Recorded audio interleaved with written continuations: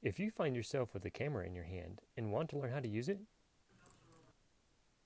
please subscribe to this channel, like the videos, comment below.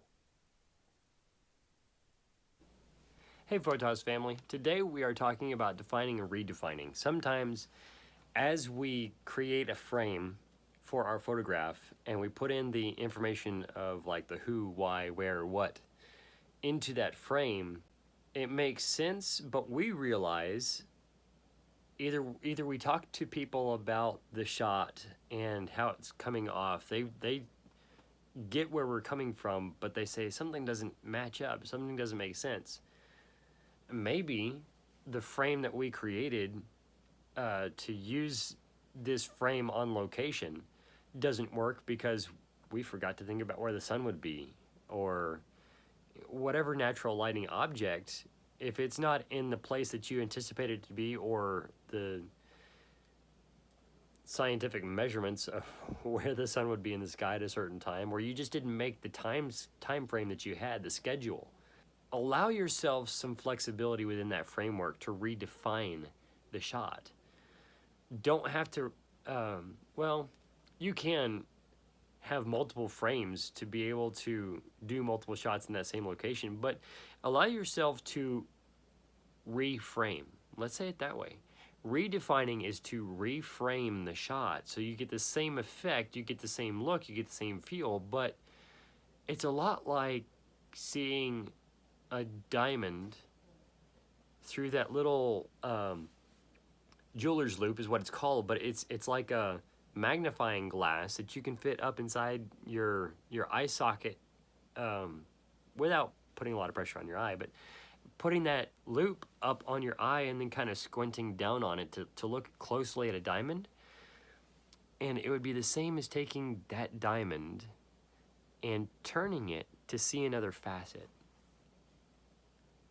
That picture, I hope, helps you figure out how you can take your frame and redefine or reframe the shot so that you still have the same who, where, what, but some of the other interest and parts to pieces are slightly different because your light source was in a different place. Maybe you do get that shot that you created in that frame, but you want to get that same shot in a different way, so you intentionally reframe. You move a key light that you have for added light, or whatever the item may be. Allow yourself some flexibility in your frames so that you don't keep yourself from getting the shot. If you keep yourself from getting the shot, there's some changes we need to make on our frame so that the frame is more flexible. I know that doesn't necessarily make a lot of sense on the artist's canvas, like I used an illustration of the previous videos, because those wood frames are not flexible. It is one way or the other. However, think with me for a second. In this unusual artist canvas, most of them are an open back or fit into a frame. Think about your frames for your photographs as double-sided. So, double-sided, huh?